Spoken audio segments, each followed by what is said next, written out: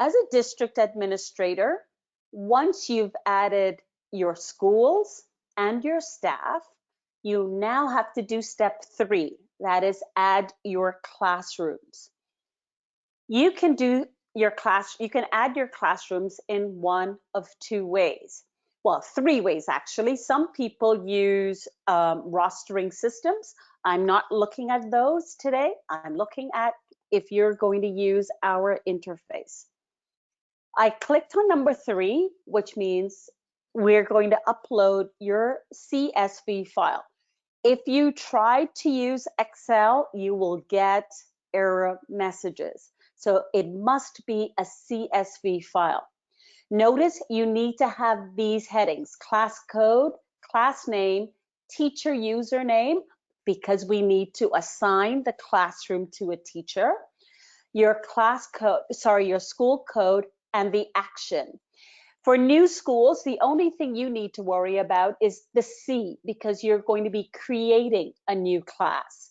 You will then, once you've completed those columns, then you will click the upload file. I'm now going to show you the exact same information, but in another interface. I click typing agent, school management, and before I go on, because I'm going to use this classrooms icon, I want you to take note of the school code. Remember, as I went through the list that you needed, it said, what is the school code? Well, the school codes are right here. You need to take notice of these alphanumeric characters, and that's the information you need to put in the school code columns. Okay, so now that you know where to find the school codes, I'm now going to go to classroom, because this is where we can either add a single classroom by going to this bottom button. If I hover here, it says create a class. This permits me to create one classroom, or I can go here to import the classes. So since I showed you about how to import classes before, let's go here. So again, it's the exact same information. With class code, I can create my own, or you can leave it blank, and typing agent will supply its own 6-digit alphanumeric code for your class. So notice this is a required field, but we will actually fill this in for you if it's left blank. Please don't leave anything else blank, or you will get an error message.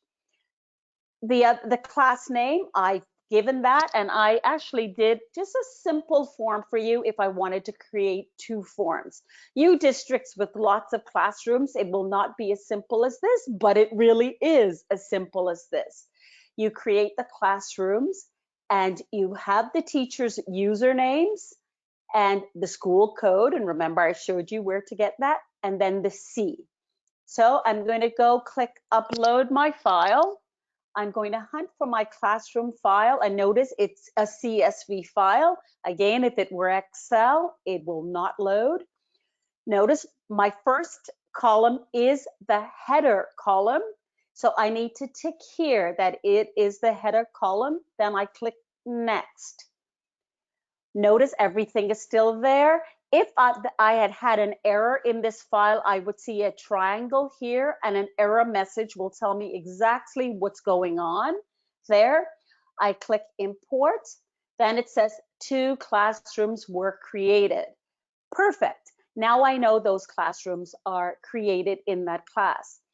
I'm going to go here and show you how to add an individual classroom. I click here. I give my my classroom a name. Thursdays. Let's say I'm going to click and put it in this school. Notice as soon as I did that, it now tells me, it forces me to assign a teacher to this class. So I can write on something, and notice it will automatically fill. If I don't have a teacher with that name, notice other options will pop up for me, because remember I uploaded my staff in other days. So I click on this, on the main teacher. I can also add primary teachers here, or additional teachers. So if this class, this Jan Frog can be the classroom teacher, But if the technology teacher needs to have access to this class, I can actually even add that teacher here. Click that in here, add that teacher there, and boom, Tim Frog is there as well. These days are here.